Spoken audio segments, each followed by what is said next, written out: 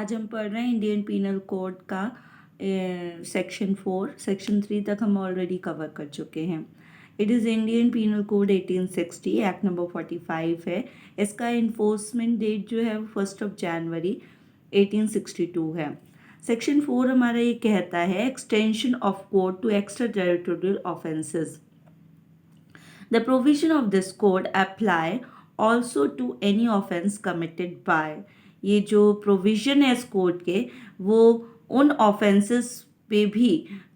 उन committed offences पे भी अप्लाई होंगे जो कि इधर पे 1, 2, 3 सब क्लॉजेस दिया हुआ है इन चीज़ों पे।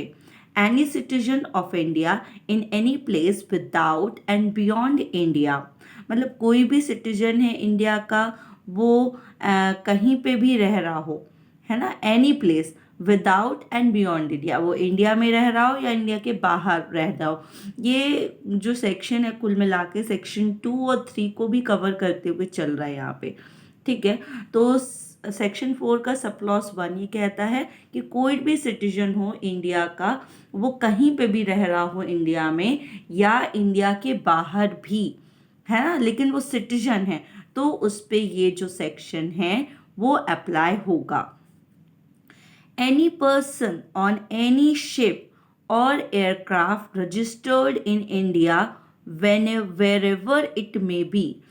सब क्लॉज 2 ये कहता है कि कोई भी पर्सन हो जो कि एनी शिप, कोई भी पर्सन ऑन एनी शिप, कोई भी शिप में अगर कोई पर्सन है, एयरक्राफ्ट रजिस्टर्ड इन इंडिया है और उसमें कोई पर्सन है या कोई एयरक्राफ्ट भी है, तो अगर वो जो एयरक्राफ्ट है या जो शिप है वो अगर इंडिया में रजिस्टर्ड है तो उस पर भी इंडिया के जो लॉज हैं वो अप्लाई होंगे। सेक्शन 4 का सब क्लॉज 3 ये बोलता है any person in any place without and beyond India committing offences targeting a computer resource located in India.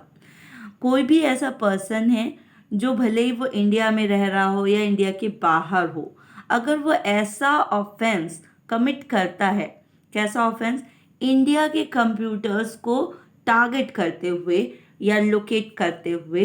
तो फिर वो ऐसा ही माना जाएगा कि उसने ऑफेंस इंडिया में किया है। मान लो कोई इंडिया का कंप्यूटर है, जैसे जो भी सिक्योरिटीज़ में रखे जाते हैं, हमारे इंटेलिजेंस रखते हैं ना, सीबीआई हो गया, और भी है क्राइम ब्रांच के, है ना, आईबी हो गया, तो और बैंकिंग हो गया, है ना, जो भी इस टाइप की जो भी सिक्योरिटीज़, मिलिट्री, नेवी, है ना, ऐसा कुछ भी है, तो अगर उनके कंप्यूटर्स को कोई हैक करता है या गवर्नमेंट के कोई कंप्यूटर्स हैं, स्टेट बोल सकते हैं हम, यूनियन बोल सकते हैं, अगर इनके कोई कंप्यूटर्स हैं और या इंडिया के कोई भी ऐसे कंप्यूटर्स हैं जो कि साइंटिफिक कंप्यूटर्स हैं मान लो ना, तो इनको अगर कोई भी टारगेट करता है, हैक करता है और चीज़ें चुरा के अपने लिए पर्सनल यूज़ करता है, थेफ्ट करता है या कुछ भी करता है, तो भी उस ऑफेंस की जो सजा है वो इंडिया में मिले। एक तरह से टेरिटरी बता रहा है कि कहाँ कहाँ पर ये जो इंडिया हमारी टेरिटरी है वो कैसे मानी जाएगी ऑफेंस को कैलकुलेट करते हुए, ठीक है। इसके बाद एक एक्सप्लेनेशन दिया हुआ है जिसमें ए और बी पार्ट आपको दिख रहे होंगे। ए बोलता है एक्सप्लेनेशन इन दिस सेक्शन, इस सेक्शन के अंदर कौन कौन से वर्ड यूज़ किए गए हैं, ऑफेंस, और एक यूज़ किया है कंप्यूटर रिसोर्सेज। तो ऑफेंस का मतलब वही समझा जाएगा, the word offence includes in every act committed outside India which if committed in India and would be punishable under this code. Offence जहाँ जहाँ दिया है, भले ही उस ऑफेंस का जो है वो एक्ट जो है वो भले ही इंडिया के बाहर भी हो तो भी वो ऑफेंस माना जाएगा और पनिशेबल होगा इस कोड के अंदर। भाई इंडिया में अगर आपने किया है कोई एक्ट और कोई ऑफेंस किया है तो फिर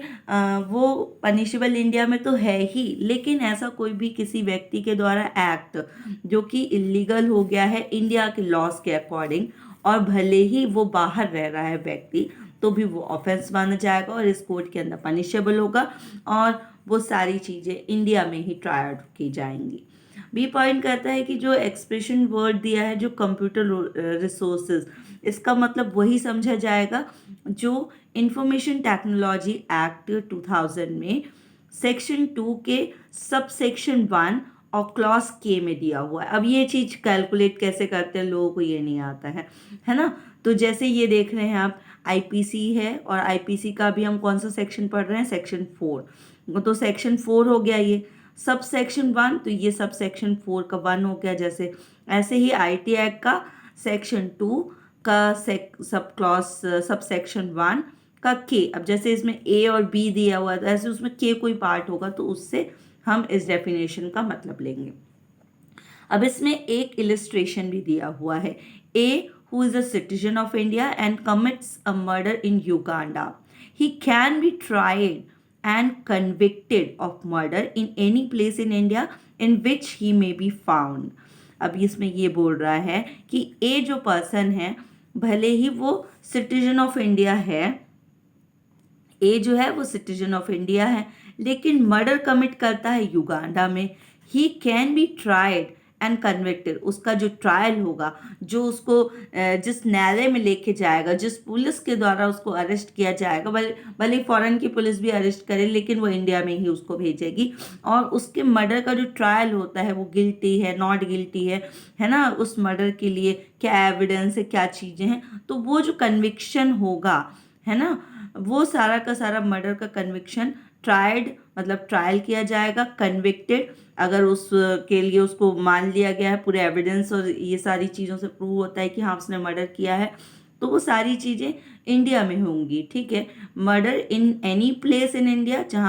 जहाँ पे भी उसको लेके आया जाएगा उसको एनी प्लेस इन इंडिया दिया है, इन विच ही मे बी फाउंड, जहाँ वो आएगा वहाँ उसको माना जाए। भाई अब वो इंडिया के बाहर उसने मर्डर किया तो यहाँ तो कोई कॉज ऑफ एक्शन हुआ ही नहीं है